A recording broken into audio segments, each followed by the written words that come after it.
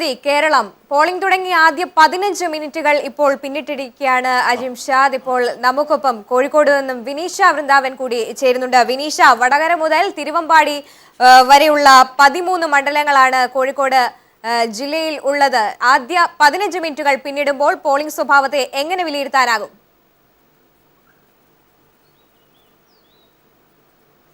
സോമി, കോഴിക്കോട് ജില്ലയിലെ 13 മണ്ഡലങ്ങളിലെ ഗ്രാമപ്രദേശങ്ങളിലുള്ള ബൂത്തുകളിൽ രാവിലെ തന്നെ ഏകദേശം 7 മണിക്ക് മുൻപ് തന്നെ 6 മണിയോടുകൂടി തന്നെ വോട്ടർമാരുടെ ഒരു നീണ്ട ക്യൂ തന്നെ നമുക്ക് കാണാൻ കഴിഞ്ഞിരുന്നു.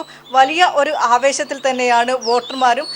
ആ രീതിയിലുള്ള ഒരു തെരഞ്ഞെടുപ്പ് പ്രചാരണമായിരുന്നു കഴിഞ്ഞ കുറേ ദിവസങ്ങളായി നമ്മൾ കണ്ടതും.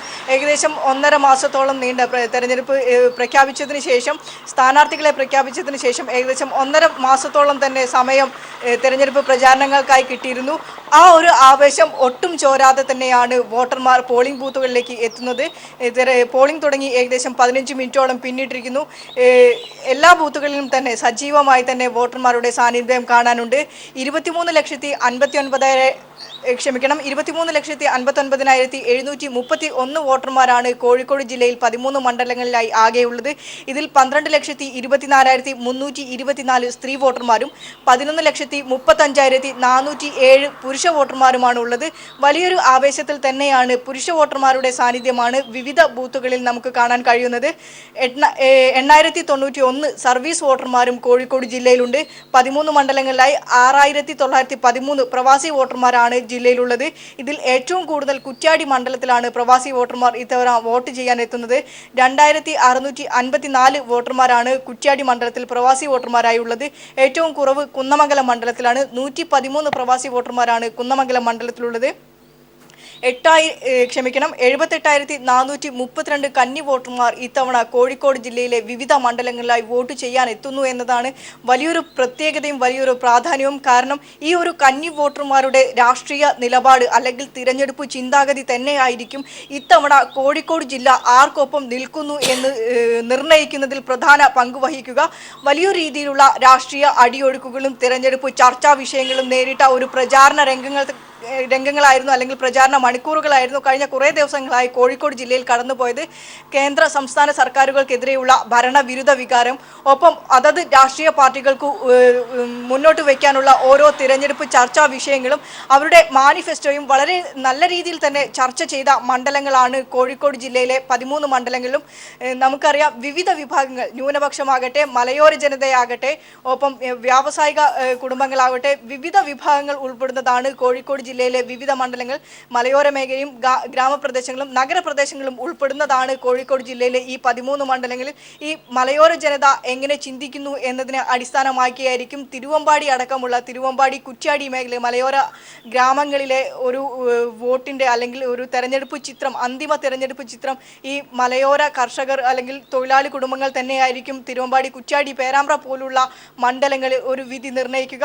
ഒപ്പം നഗരത്തിലേക്ക് വരികയാണെങ്കിൽ പ്രത്യേകിച്ചും യുവാക്കളുടെ ഒരു സാന്നിധ്യം, ശ്രദ്ധേയമായ സാന്നിധ്യമാണ്. തിരഞ്ഞെടുപ്പ് രംഗങ്ങളിൽ പോലും അല്ലെങ്കിൽ പൊതുവേദിയിൽ പോലും ഓരോ സ്ഥാനാർത്ഥികൾ എത്തുമ്പോഴും റോഡ് ഷോയിലായാലും യുവാക്കളുടെ ഒരു ശ്രദ്ധേയ സാന്നിധ്യം കൊണ്ട് ഒരു ജനശ്രദ്ധ ആകർഷിച്ചിരുന്നു ഇത്തവണ തെരഞ്ഞെടുപ്പ് പ്രചാരണങ്ങൾ. അതുകൊണ്ട് തന്നെ മുന്നണികളും വലിയ പ്രതീക്ഷയിലാണ്. ഈ കന്നി വോട്ടർമാർ 78,432 വരുന്ന കന്നി വോട്ടർമാർ ഭാഗധേയം നിർണ്ണയിക്കുന്ന ഒരു തെരഞ്ഞെടുപ്പ് തന്നെയായിരിക്കും ഇത്തവണ കോഴിക്കോട് ജില്ലയിൽ.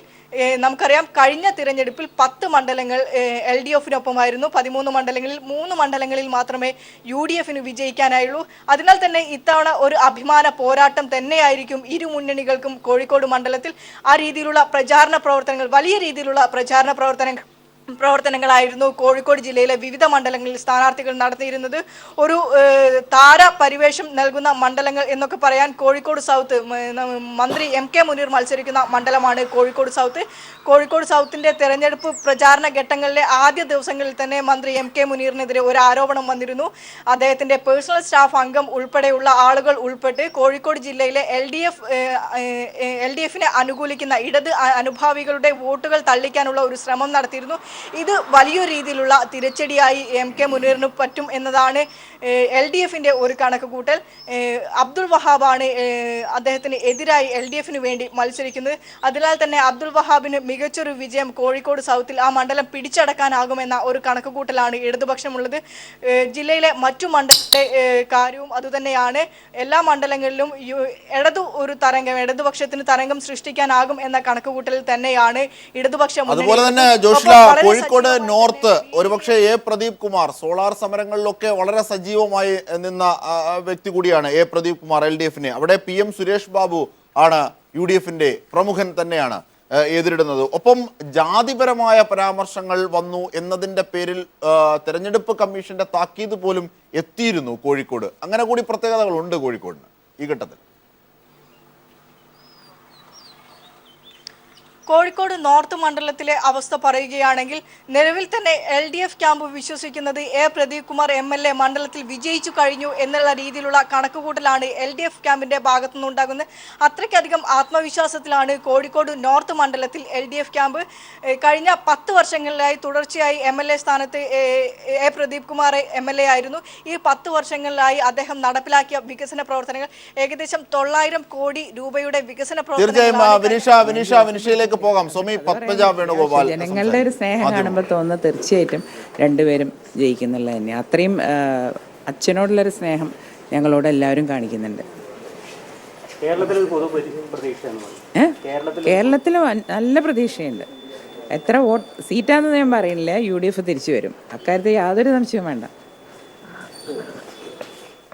തീർച്ചയായിട്ടും UDF തിരിച്ചെത്തുമെന്ന ആത്മവിശ്വാസത്തിൽ തന്നെയാണ് പത്മജ വേണുഗോപാൽ. വീണ്ടും വിനീഷയിലേക്ക് തന്നെ പോവുകയാണെങ്കിൽ, വിനീഷ, മധ്യ കേരളത്തിലെയും തെക്കൻ കേരളത്തിലും മഴ സാരമായ രീതിയിലെങ്കിലും പോളിംഗിനെ ബാധിക്കുന്നുണ്ട്. എന്നാൽ മലബാറിലേക്ക് എത്തുമ്പോൾ അങ്ങനെ ഒരു സാഹചര്യം ഇല്ലെന്ന് തന്നെയാണോ വിലയിരുത്തേണ്ടത്? അത് ശരിയാണ് സോമി, കോഴിക്കോട് ജില്ലയിൽ നിലവിൽ കാലാവസ്ഥ അനുകൂലമാണ്. ഇന്നലെ രാത്രി ഏകദേശം കോഴിക്കോട് ജില്ലയിലെ മലയോര പ്രദേശങ്ങളിൽ ഒരു ചാറ്റൽ മഴയുണ്ടായിരുന്നു. അത് പോളിംഗിനെ ബാധിക്കുമോ എന്ന ആശങ്ക എല്ലാ രാഷ്ട്രീയ പാർട്ടികൾക്കും ഉണ്ടായിരുന്നു. എന്നാൽ രാവിലെ ആയതോടുകൂടി കാലാവസ്ഥ ഏകദേശം അനുകൂലമാണ് എന്ന് തന്നെ പറയാം. എന്നാലും കോഴിക്കോടിന് മുകളിൽ കാർമേഘങ്ങൾ കെട്ടിക്കിടക്കുന്നുണ്ട്. അത് വലിയൊരു പ്രതീക്ഷയുടെ കാർമേഘമായിരിക്കാം. ആ കാർമേഘം പൊട്ടിച്ചെതിരി 19-ാം തീയതി തങ്ങൾക്ക് വലിയൊരു വിജയം ഉണ്ടാകും എന്ന കണക്കുകൂട്ടലിൽ തന്നെയാണ് എല്ലാ രാഷ്ട്രീയ പാർട്ടികളും പോളിംഗ് ബൂത്തുകളിലേക്ക് വോട്ടർമാരെ എത്തിക്കുന്നതും. 1886 പോളിംഗ് ബൂത്തുകളാണ് കോഴിക്കോട് ജില്ലയിൽ 13 മണ്ഡലങ്ങളിലായി ഉള്ളത്. ഇതിൽ ഏറ്റവും കൂടുതൽ പോളിംഗ് ബൂത്തുകൾ ഉള്ളത് നാദാപുരം മണ്ഡലത്തിലാണ്. 167 പോളിംഗ് ബൂത്തുകളാണ് നാദാപുരം മണ്ഡലത്തിൽ സജ്ജീകരിച്ചിട്ടുള്ളത്. കുറ്റ്യാടി മണ്ഡലത്തിൽ 151, കൊയിലാണ്ടി 143, പേരാമ്പ്ര 145, ബാലുശ്ശേരി 163, എലത്തൂർ 141, കോഴിക്കോട് നോർത്ത് 142, കോഴിക്കോട് സൗത്ത് 130, ബേപ്പൂർ 142, കുന്നമംഗലം 160, കൊടുവള്ളി 125, തിരുവമ്പാടി 138 എന്നിങ്ങനെ 1886 പോളിംഗ് സ്റ്റേഷനുകളാണ് കോഴിക്കോട് ജില്ലയിലെ 13 മണ്ഡലങ്ങളിലായി ഉള്ളത്. ഇതിൽ 65 എണ്ണം മാതൃകാ പോളിംഗ് സ്റ്റേഷനുകളാണ്. ഒപ്പം 15 വനിതാ പോളിംഗ് സ്റ്റേഷനുകളുമുണ്ട്. ഇത്തവണ കോഴിക്കോട് നോർത്ത് മണ്ഡലത്തിൽ വോട്ടർമാരുടെ വെരിഫൈങ് സിസ്റ്റം കൂടി കോഴിക്കോട് നോർത്ത്. തീർച്ചയായും വിനിഷ വൃന്ദാവൻ, ഒരു പക്ഷേ ഏറ്റവും സജീവമായി ഓരോ നിമിഷങ്ങളിലൂടെയും കടന്നു പോകുമ്പോൾ പ്രചരണങ്ങളിലും മറ്റും നിഴലിച്ചു നിന്ന രാഷ്ട്രീയ പ്രശ്നങ്ങൾക്ക് ഉപരിയായി പോളിംഗ് ശതമാനം എങ്ങനെ, ഏതൊക്കെ രീതിയിലാണ് കാര്യങ്ങൾ പുരോഗമിക്കുന്നത്, യന്ത്ര തകരാറൊന്നുമില്ലാതെ എല്ലാ ബൂത്തുകളും സജീവമായി പ്രവർത്തിക്കുന്നുണ്ടോ തുടങ്ങിയ സാങ്കേതികമായ കാര്യങ്ങൾ കൂടി അല്ലെങ്കിൽ അതിന് പ്രാധാന്യമുള്ള ഒരു ഘട്ടമാണ് ഇത്. കാരണം പോളിംഗ് ആരംഭിച്ചിരിക്കുന്നു, ജനവിധി ആരംഭിച്ചിരിക്കുന്നു. തീർച്ചയായും കേരളം വിധി എഴുതി തുടങ്ങി.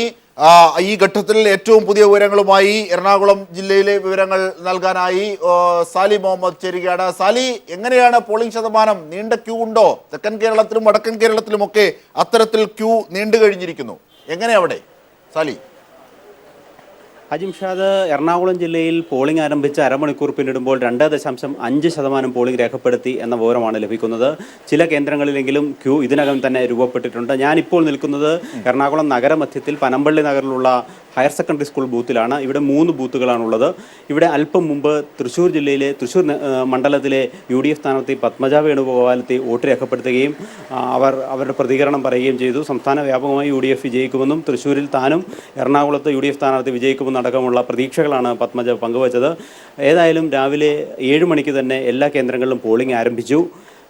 രാവിലെ 6:30യോടുകൂടി മോക്ക് പോൾ ആരംഭിച്ചപ്പോൾ ഒരു ബൂത്തിൽ മാത്രം യന്ത്രത്തിന് തകരാർ അനുഭവപ്പെട്ടതിനെ തുടർന്ന് അവിടെ മാറ്റി സ്ഥാപിക്കുകയും അത് എറണാകുളം മണ്ഡലത്തിലെ കടവന്ത്ര സെൻട്രൽ സ്കൂൾ ബൂത്തിലാണ്. 107 നമ്പർ ബൂത്തിൽ യന്ത്രം തകരാറായതിനെ തുടർന്ന് മാറ്റി സ്ഥാപിച്ച് അവിടെ ഏതായാലും സുഗമമായി ഇപ്പോൾ പോളിംഗ് പുനരാരംഭിച്ചിട്ടുണ്ട്. അത്തരം ഏതെങ്കിലും പ്രശ്നങ്ങൾ മറ്റൊരിടത്തു നിന്നും ജില്ലയിൽ ഇതുവരെ റിപ്പോർട്ട് ചെയ്യപ്പെട്ടിട്ടില്ല. ഏതായാലും സുഗമമായി പുരോഗമിക്കുന്നു. എല്ലാ കേന്ദ്രങ്ങളിലും വോട്ടർമാർ വോട്ട് ചെയ്യാൻ ആരംഭിച്ചിട്ടുണ്ട് എന്ന വിവരം തന്നെയാണ് ലഭിക്കുന്നത്. 24,71,000 വോട്ടർമാരുള്ള ജില്ലയാണ് എറണാകുളം. അതിൽ 52,000 വോട്ടർമാർ സ്ത്രീ വോട്ടർമാർ കൂടുതലുള്ള ഒരു ജില്ല എന്ന പ്രത്യേകത കൂടിയുണ്ട് എറണാകുളം ജില്ലയ്ക്ക്. 2054 ബൂത്തുകളാണ് ഓക്സിലറി ബൂത്തുകൾ അടക്കം എറണാകുളം ജില്ലയിൽ ആകമാനമായി സജ്ജീകരിച്ചിരിക്കുന്നത്. ഏതാണ്ട് 10,572 ജീവനക്കാരെ ഇത് തെരഞ്ഞെടുപ്പ് ഡ്യൂട്ടിയായി നിയോഗിച്ചു. എല്ലാവരും കൃത്യസമയത്ത് ഡ്യൂട്ടിക്ക് ഹാജരാകുകയും പോളിംഗ് ആരംഭിക്കുകയും ചെയ്തു. 255 പ്രശ്ന ബൂത്തുകൾ ഇവിടെയുണ്ട് എന്നാണ് അറിഞ്ഞത്. എല്ലായിടത്തും കേന്ദ്രസേനയുടെ അടക്കം സാന്നിധ്യം ഉൾപ്പെടെ വലിയ സുരക്ഷയാണ് ഏർപ്പെടുത്തിയിരിക്കുന്നത്. എറണാകുളം, തൃക്കാക്കര മണ്ഡലങ്ങളിൽ VVPAT സംവിധാനം ഏർപ്പെടുത്തി വോട്ടർമാർ ആർക്ക് വോട്ട് ചെയ്തു എന്ന് അവരവർക്ക് തന്നെ ബോധ്യപ്പെടുന്നതിനുള്ള സംവിധാനം ഏർപ്പെടുത്തിയിട്ടുണ്ട്. അതും തടസ്സം കൂടാതെ പുരോഗമിക്കുകയാണ്. ഏതായാലും വലിയ പ്രതീക്ഷ ഇരു മുന്നണികളും വെച്ചു പുലർത്തുന്ന ഒരു ജില്ലയാണ് എറണാകുളം. അതുകൊണ്ട് തന്നെ കനത്ത പോളിംഗ് ഇവിടെയും പ്രതീക്ഷിക്കുന്നുണ്ട്. BJPയും ചില മണ്ഡലങ്ങളിലെങ്കിലും സജീവ സാന്നിധ്യമായി പ്രചരണ രംഗത്ത് ഉണ്ടാവുകയും ചെയ്തു.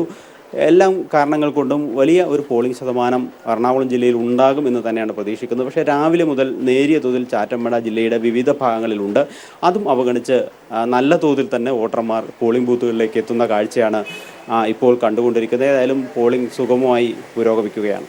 തീർച്ചയായും സ്വാമി, അതായത് ഒരു നഗര സ്വഭാവമാണ് ഒരു പക്ഷേ എറണാകുളം ജില്ല എന്ന് പറയുമ്പോൾ കിട്ടുന്നത്. പക്ഷേ 2.5% പോളിംഗ് തന്നെയാണ് ആദ്യ മിനിറ്റുകളിൽ രേഖപ്പെടുത്തുന്നത്.